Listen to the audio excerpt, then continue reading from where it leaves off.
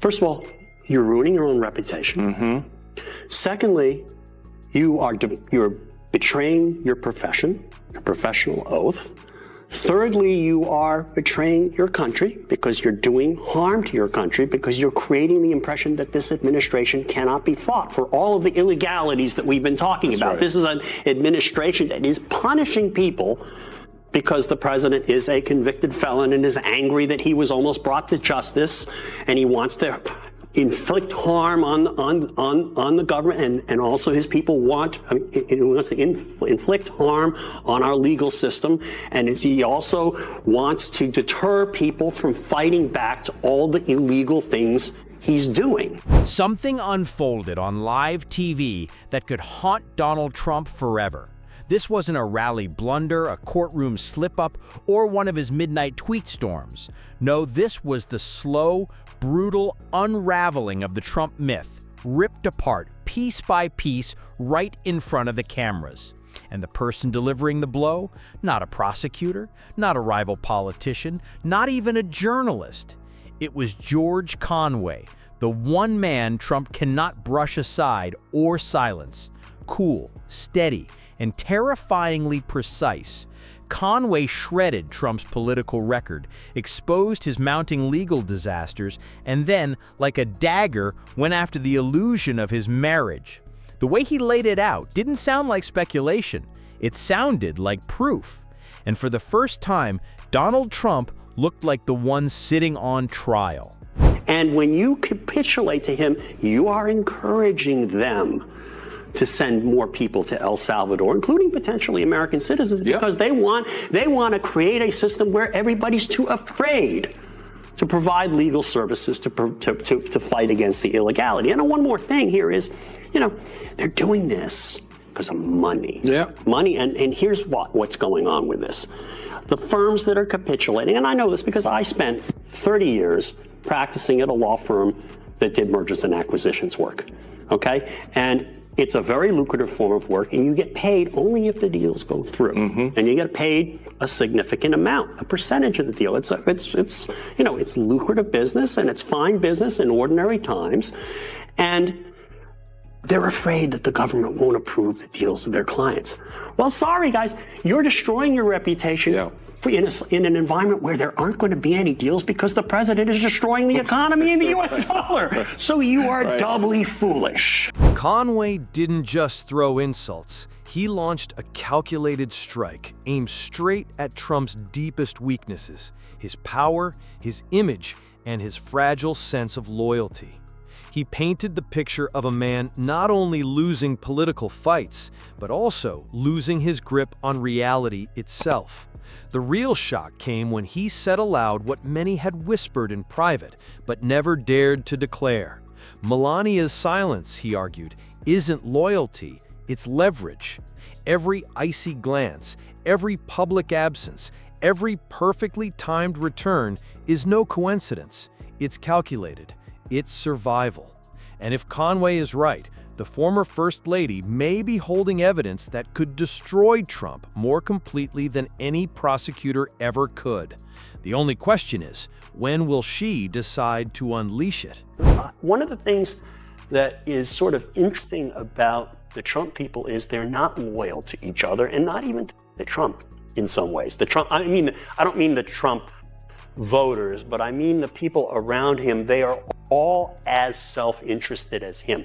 They are all trying to make money by acting as gatekeepers to Trump. I guess they don't like me, but let me just tell you, these are losers from day one. Guys like Bill Kristol, he's 0-32. George Conway, you take a look at him. Just take a look at that guy. The man's a stone-cold loser. So they should not call it the Lincoln Project. It's not fair to Abraham Lincoln, a great president. They should call it the Losers Project. Okay, thanks. The audience wasn't just hearing gossip. They were watching a political autopsy unfold. Conway dissected Trump's actions like a forensic investigator, exposing patterns so alarming that even seasoned political analysts were left stunned. He revealed how Melania has mastered the art of staying close enough to witness everything, yet distant enough to escape the fallout. According to Conway, she has been recording every implosion, personal, legal, and political, not to protect Trump, but to protect herself. The timing of her disappearances during scandals, her refusal to defend him in critical moments, even the subtle cues in her public body language, all tell a chilling story, Conway insisted, and it's a story that, if fully revealed, could bring down Trump's carefully crafted empire. Donald Trump has never, ever been right in the head. The late, great Hannibal Lecter. He's a wonderful man. An enormous, really an ominous. We got up! And then they announced there was no buys, no. And this president doesn't have good faith disagreement and these orders. He does not care. He is a lawless criminal. And we have basically a criminal regime. And if you believe that they are going to abide by court orders, they're not going to do it. They're already probably trying to slide around the court orders. But Conway didn't stop at hinting about the marriage. He drew a sharp line between Trump's chaotic style of leadership and his personal life, claiming both are driven by the same thing, transactional loyalty. He demands it, but he doesn't give it, Conway declared, locking eyes with the camera.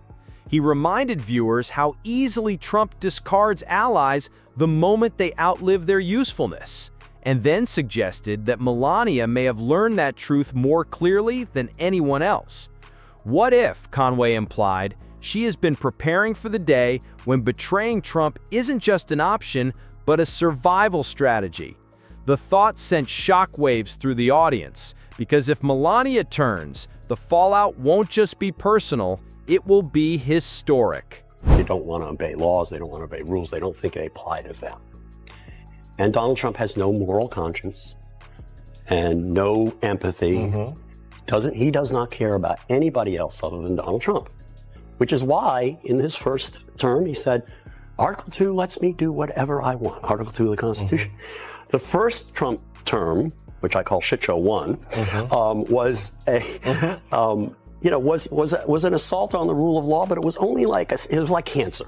It was like a stage 1, maybe stage 2. We got to stage 2 right around January 6th. And he was a threat to the rule of law.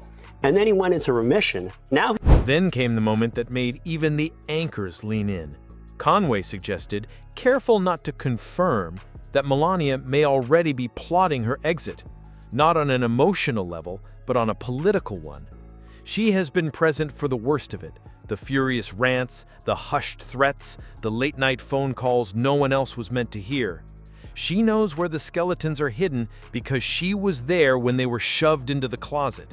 And if she has been keeping records, and Conway made sure the audience weighed that possibility, then Trump isn't just fighting the courts or the press. He's facing the one person who could bring it all crashing down with a single interview. That, Conway warned, is why Trump fears her silence more than her words. stage 3 is basically where we are ignoring laws and running roughshod over laws.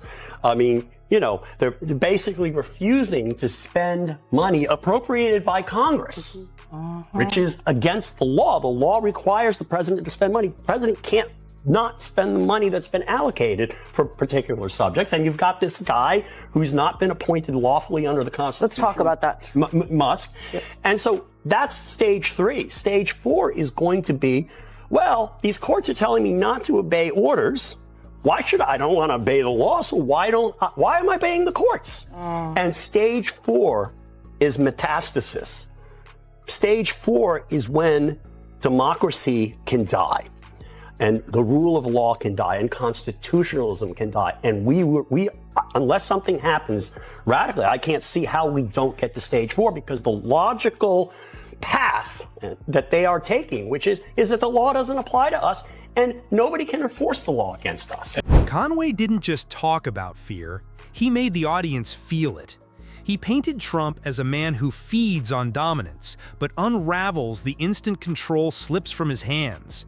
And right now, Conway warned, Trump is losing control everywhere. His party is fracturing, his legal troubles are piling up, and his public image is collapsing in real time. But the most dangerous crack isn't political, it's inside his own home. She has seen it all, Conway said. Every threat, every payoff, every furious breakdown.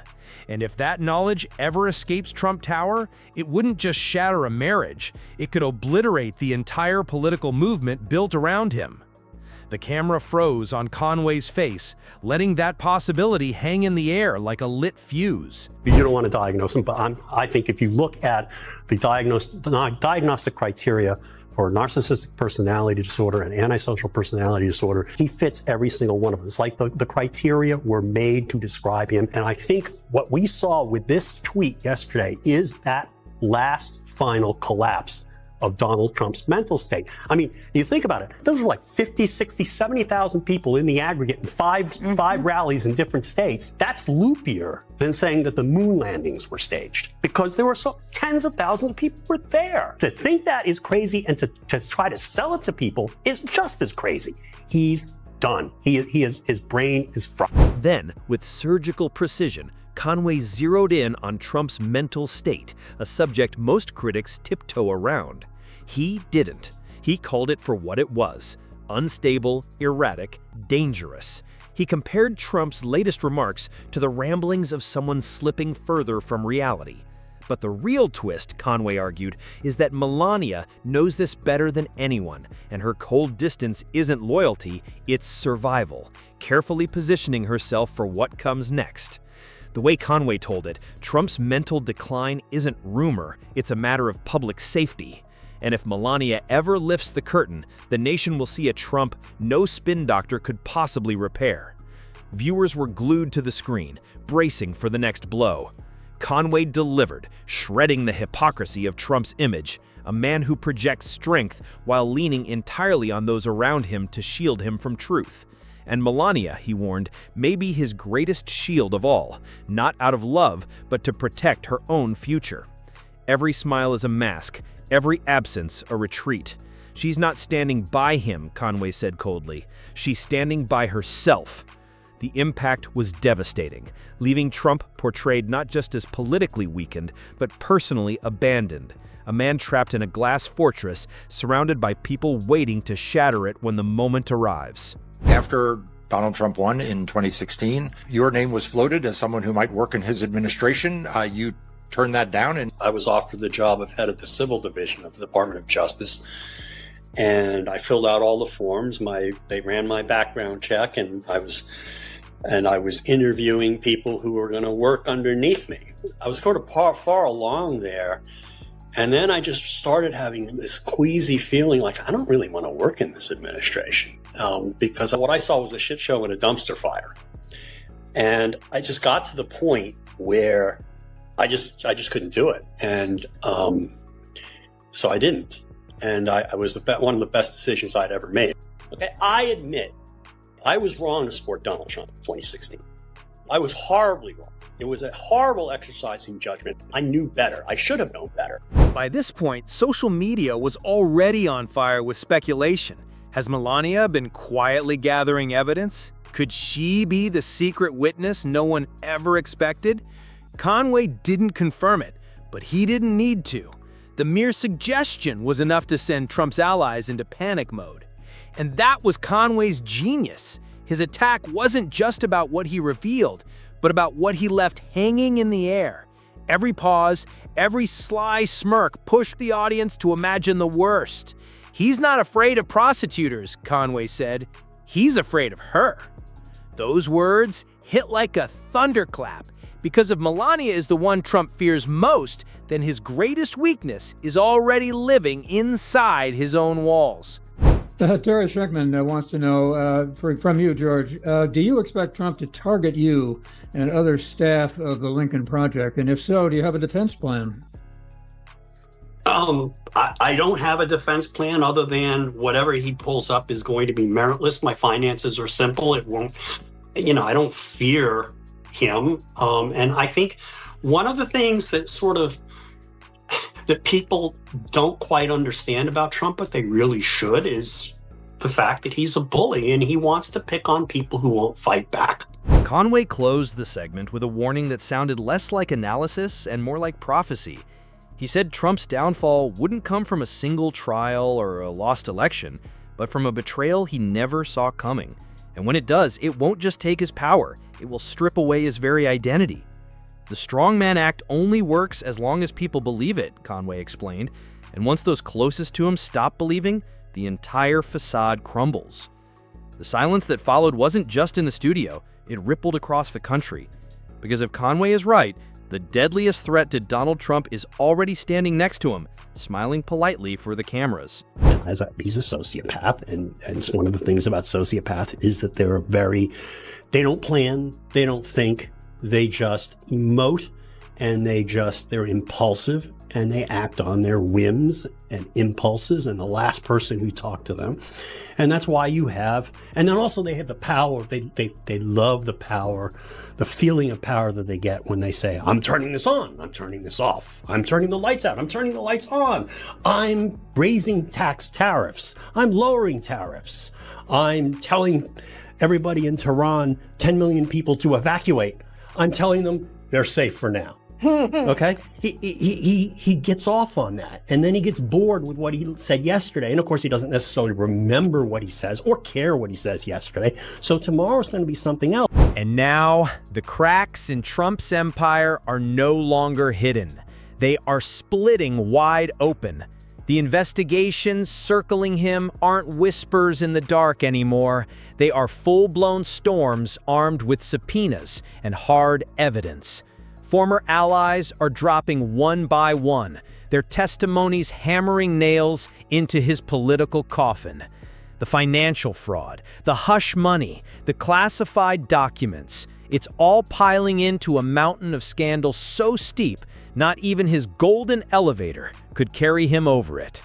He can scream witch hunt until his voice breaks, but the facts won't bend to slogans.